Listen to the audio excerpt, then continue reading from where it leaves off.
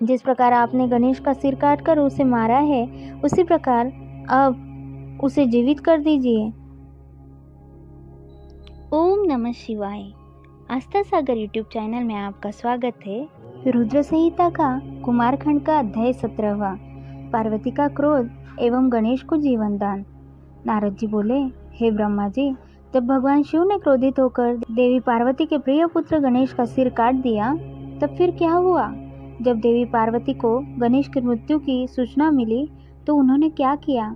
भगवान, मुझ पर कृपा कर मुझे आगे के वृत्तांत के बारे में बताइए। नारद जी के इस प्रकार प्रश्न करने पर ब्रह्मा जी मुस्कुराए और बोले, नारद, जैसे ही भगवान शिव ने क्रोधवश उस बालक का सिर काट कर उसे मौत के घाट उतारा, वैसे ही वहां खड़े सभी शिवगणों की प्रसन्नता देखते ही बनती थी। उन सभी ने खुश होकर गाजे बाजे बजाए और वहां बहुत बड़ा उत्सव होने लगा। सब मस्त होकर नाचने लगे। भगवान शिव की चारों ओर जय जयकार होने लगी।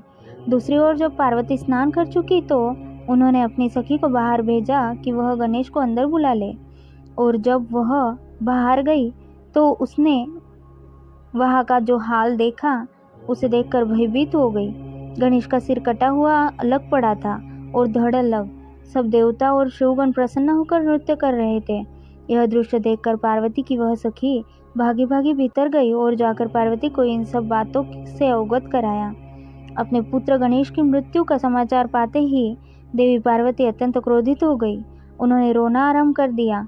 रोते बिलखते हुए कहती, हाय, मैं क्या करूं, कहाँ जाऊं? मैं तो अपने पुत्र की रक्षा भी नहीं कर सकी। सब देवताओं और शिवगणों ने मिलकर मेरे प्यारे पुत्र को मौत के घाट उतार दिया।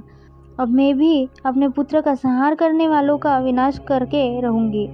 मैं प्रलय मचा दूंगी। यह कहकर उन्होंने 100,000 शक्तियों की रचना कर दी और देखते ही देखते वहां माँ जगदम्बा की विशाल सेना इकट्ठी हो गई।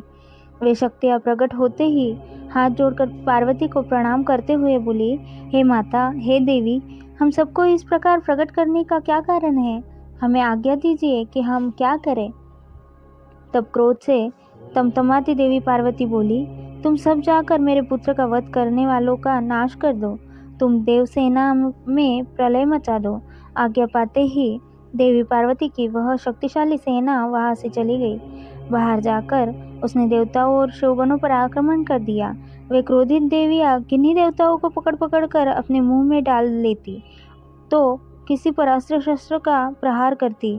इस प्रकार उन्होंने वहां बहुत आतंक मचाया। वह चारों ओर त्राही त्राही मच गई। लोग अपनी जान बचाने के लिए जहाँ तहाँ भागने लगे। यह नज़ारा देखकर भगवान शिव, मैं और श्री हरि विष्णु बहुत चिंतित हुए।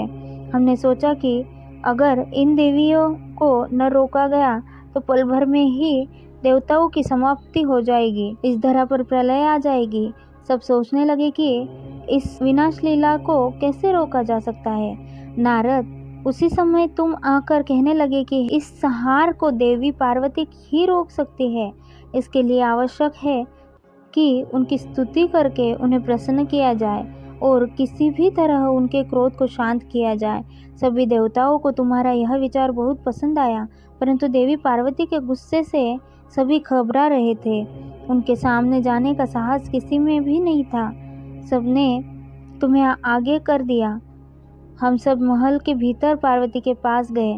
सब देवता मिलकर देवी की स्तुति करने लगे और बोले, हे जगदम्बे, हे चंडिके, हम सब आपको प्रणाम करते हैं। आप आदि शक्ति है, आप परम शक्तिशाली है। आपने ही इस जगत की रचना की है। आप ही प्रकृति है। आप प्रसन्न होने पर मनोवांछित फलों को देती है, जबकि क्रोधित होने पर सब कुछ छीन लेती है। हे देवी, हम सब अपने अपराध के लिए आपसे क्षमा याचना करते हैं। हम सबके अपराध को क्षमा कर दो और अपने क्रोध को शांत करो। हे महामाई, हम तुम्हारे चरणों में अपना शीश झुकाते हैं। हे माता, हम पर अपनी कृपा दृष्टि करो। हे परमेश्वरी, सब कुछ भूलकर प्रसन्न हो जाओ और भयानक रक्तपात को रोक दो। इस प्रकार देवताओं की स्तुति सुनकर देवी चुप रही। कुछ समय सोचकर बोली, हे देवताओं, वैसे तो तुम्हारा अपराध सर्वदा क्षम्य है, फिर भी तुम्हारी क्षमा याचना को मैं सिर्फ एक शर्त पर स्वीकार कर सकती हूँ। यदि मेरा पुत्र गणेश पहले की भांति जीवित हो जाए तो मैं तुम सबको क्षमा कर दूंगी। यह सुनकर सब देवता चुप हो गए, क्योंकि यह तो असंभव कार्य था। फिर सभी देवता हाथ जोड़कर करुण अवस्था में भगवान शिव के सामने खड़े हो गए और बोले, भगवान, अब आप ही हमारी रक्षा कर सकते हैं। जिस प्रकार आपने गणेश का सिर काटकर उसे मारा है, उसी प्रकार अब उसे जीवित कर दीजिए। देवताओं की प्रार्थना सुनकर भगवान शिव बोले कि देवताओं, तुम परेशान मत हो, मैं वही कार्य करूँगा जिससे तुम्हारा मंगल हो। भगवान शिव ने देवताओं को आदेश दिया कि उत्तर दिशा में जाए और जो भी पहला प्राणी मिले उसका सिर काट कर ले आए। तब उसका सिर हम गणेश के धड़ से जोड़कर उसे जीवित कर देंगे। देवता उत्तर दिशा की ओर चल दिए। वहाँ सर्वप्रथम उन्हें एक दांत वाला हाथी मिला। वे उनका सिर काट कर ले आए। वहाँ महल के द्वार पर वापस आकर उन्होंने गणेश के धड़ को धो पोंछ कर साफ किया और उसकी पूजा की। तब उसमें हाथी का सिर लगा दिया। तत्पश्चात श्री हरिविष्णु ने भगवान शिव के चरणों का ध्यान करते हुए मंत्रों से अभिमंत्रित जल गणेश के मृत शरीर पर छिड़का। जल के छींटे पड़ते ही भगवान शिव की कृपा से वह बालक ऐसे उठ खड़ा हुआ जैसे अभी अभी नींद से जागा हो। वह बालक अब हाथी का मुख लग जाने से गजमुखी हो गया था, परंतु फिर भी बहुत सुंदर और दिव्य लग रहा था।